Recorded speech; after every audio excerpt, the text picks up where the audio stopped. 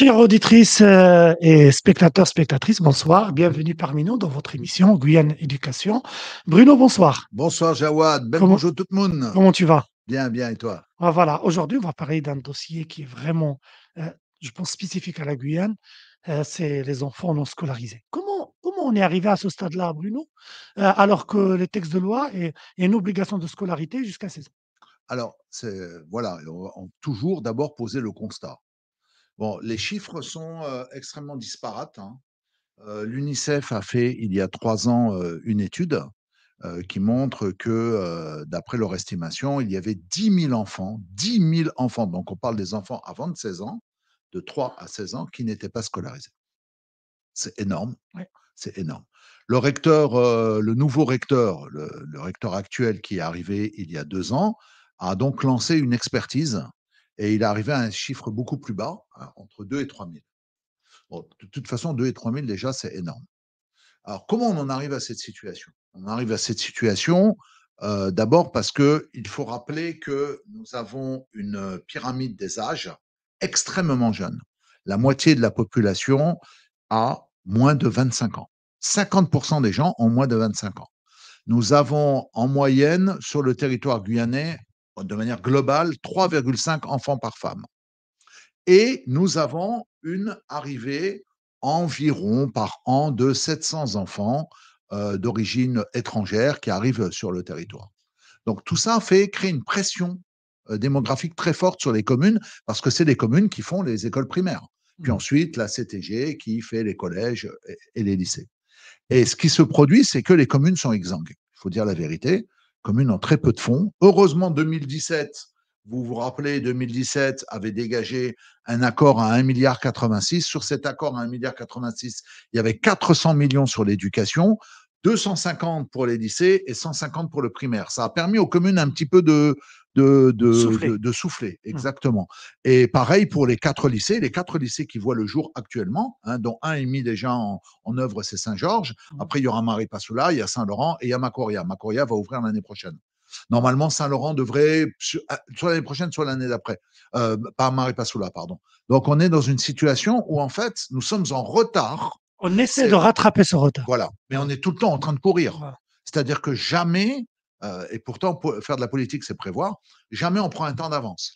Ouais. Moi, je suis arrivé en Guyane il y a 26 ans. Je me rappelle avoir écrit le premier plan d'urgence. J'ai écrit le premier plan d'urgence pour l'éducation en Guyane en 1999 avec le STEG UTG. Et déjà à l'époque, il nous manquait 4 lycées.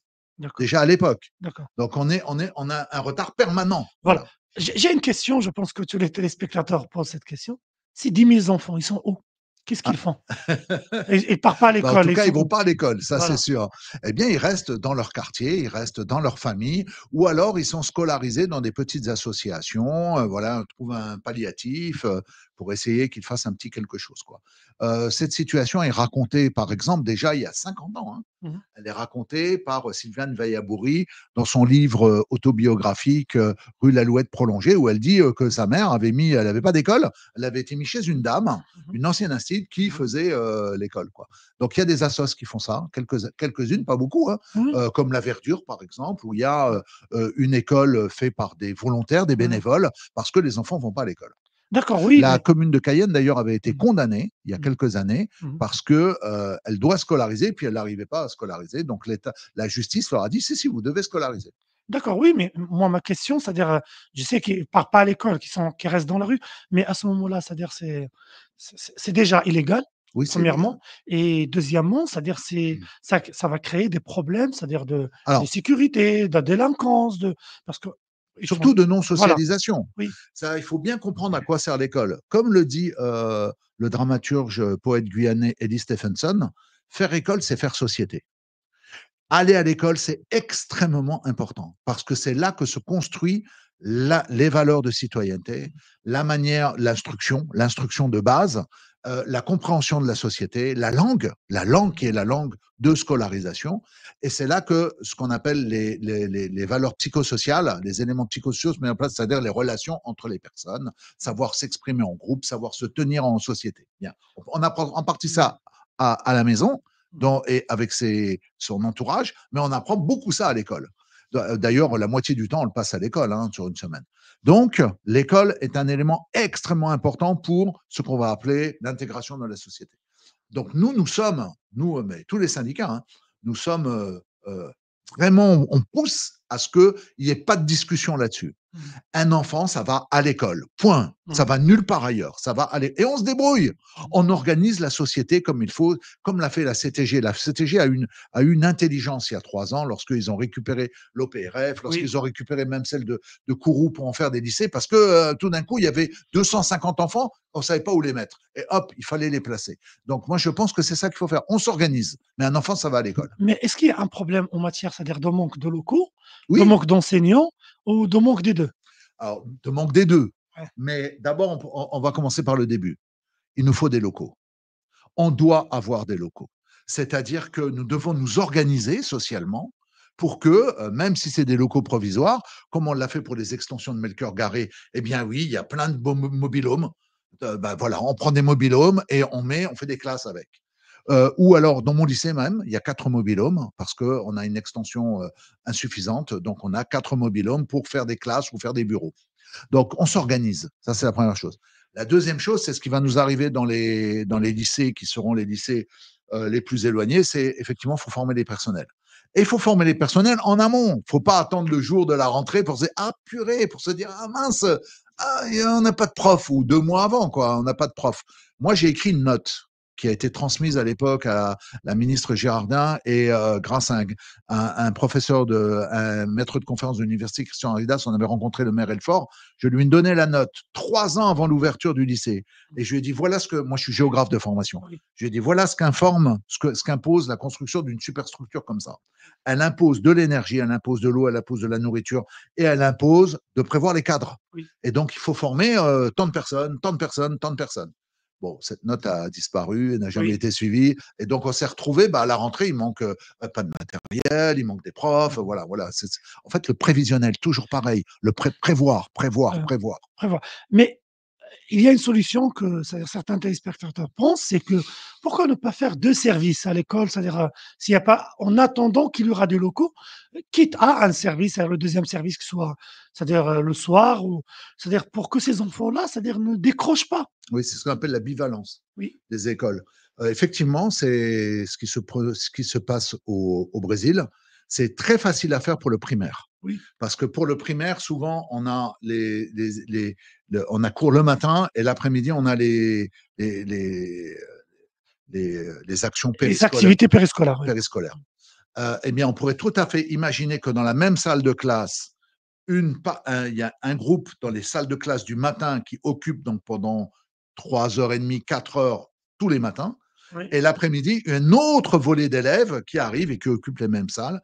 Il nous faudrait 2 fois plus de professeurs, mais ça, c'est voilà, de fait, il les faut. Oui. Et ensuite, les salles seraient déjà construites. Alors, nous, on est favorable à ça, mais dans une situation d'urgence. Oui. C'est-à-dire, on n'a pas pour construire. Eh bien, pour l'instant, on le fait. C'est pas l'idéal parce que vous savez, je prends un exemple précis pour le primaire, vous savez qu'on colle les travaux des élèves, on les met au mur. Oui. On met un certain nombre pour justement valoriser le travail des élèves. Donc, de fait, si la salle est utilisée 2 fois, c'est pas possible. Ça pose plus de problèmes. Voilà. Ensuite, il y a le matériel d'élève. Le matériel d'élève est stocké. Donc, il y a des petites choses comme ça qu'il faudra aménager. Mais pour nous, il faut scolariser tout le monde et s'il faut passer par là, on le fait. Mais vous ne pensez pas qu'il faut un plan, un sorte de plan Marshall pour Oui, résoudre ce parce qu'en fait, on s'habitue à ce qu'il y ait quelque chose d'anormal et ces enfants qui sont dans la rue, qui ne sont pas scolarisés, bah, un jour, ça va retourner contre la société. Ça, c'est est-ce qu'il ne faut pas maintenant, c'est-à-dire faire ce plan-là et avoir, c'est-à-dire, dans un autre programme, dans 2 ans, dans 3 ans, c'est-à-dire de construire la Guyane, c'est une grande superficie, c'est pas l'espace qui manque pour construire des écoles pour que ces 10 000 enfants ne restent pas dans la rue. oui, absolument, c'est ça. Nous l'avions appelé au STEC UTG Plan d'urgence pour l'éducation en Guyane en 1999. Ensuite, certains ont voulu reprendre dans les médias plan Marshall. Ils ont utilisé ce terme-là. Ce qui signifie, c'est ce qu'on a obtenu en 2017, mais après le temps que ça se mette en route, c'est un peu compliqué. Vous avez vu, depuis 2017, il y a des lycées qui vont sortir que l'année prochaine. Et on sera en 2025, c'est-à-dire que ça a mis 8 ans, quoi. Donc là, il y a peut-être aussi autre chose, c'est l'accélération des procédures. Mais ce qu'il faut, c'est un plan d'investissement massif.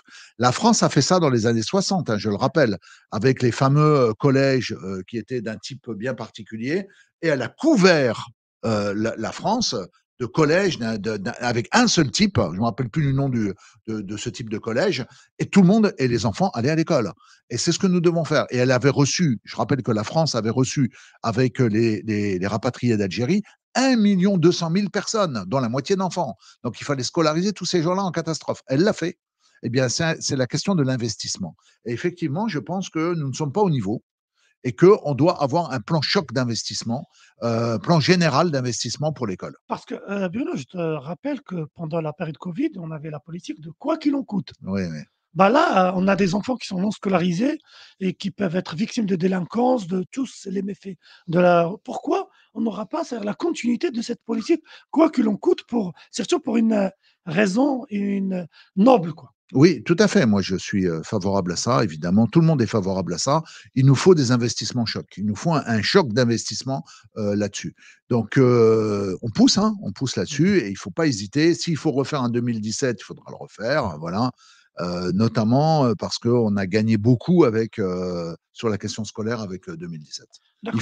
Il nous faut ça, effectivement. Est-ce qu'il n'y a pas aussi un problème administratif? Parfois, les gens, c'est-à-dire pour inscrire leurs enfants, on leur envoie vers une adresse mail et parfois c'est très compliqué. Est-ce qu'il n'y a pas une sorte de bureaucratie, de lenteur administrative qui ne permet déjà pas de, c'est-à-dire il y a des places vides de récupérer? Je pense que la question de la fracture numérique est une question globale en Guyane. Vous savez qu'on va vers une dématérialisation de plus en plus accrue des services publics, c'est une erreur. C'est une erreur fondamentale parce que au moment où on fait ça, on a une population qui n'est toujours pas connectée et donc vous la décrochez des droits fondamentaux. Or, l'école est un droit fondamental. Donc, pour nous, il s'agira de reconstruire du lien, hein. L'individu les individus ne peuvent accéder aux services publics souvent que par une autre personne, un accueil public. C'est la même chose pour les impôts, hein. Je vous informe, les impôts, puis un certain nombre, la sécurité sociale, voilà. Tout d'un coup, la préfecture, c'est le cas le plus typique. La préfecture a quelquefois des adresses qui ne sont pas ouvertes, ça ne fonctionne pas. Oui. Donc, on se retrouve avec la non-possibilité d'accéder aux services publics. Bon, ceci est illégal. Et c'est pas comme ça qu'on construit une société. La construction d'une société, elle se construit par le lien dans la société. Et comme tu l'as dit à juste titre, un enfant, ça traîne pas là dans la rue. Ça va à l'école, un enfant. Ça doit être scolarisé, ça doit apprendre. Et c'est comme ça qu'on aura les cadres demain. C'est pas en les laissant traîner dans la rue, c'est sûr. On peut avoir des cadres demain et on ne peut avoir les personnes dont nous avons besoin dans la société que par le fait qu'ils aillent à l'école.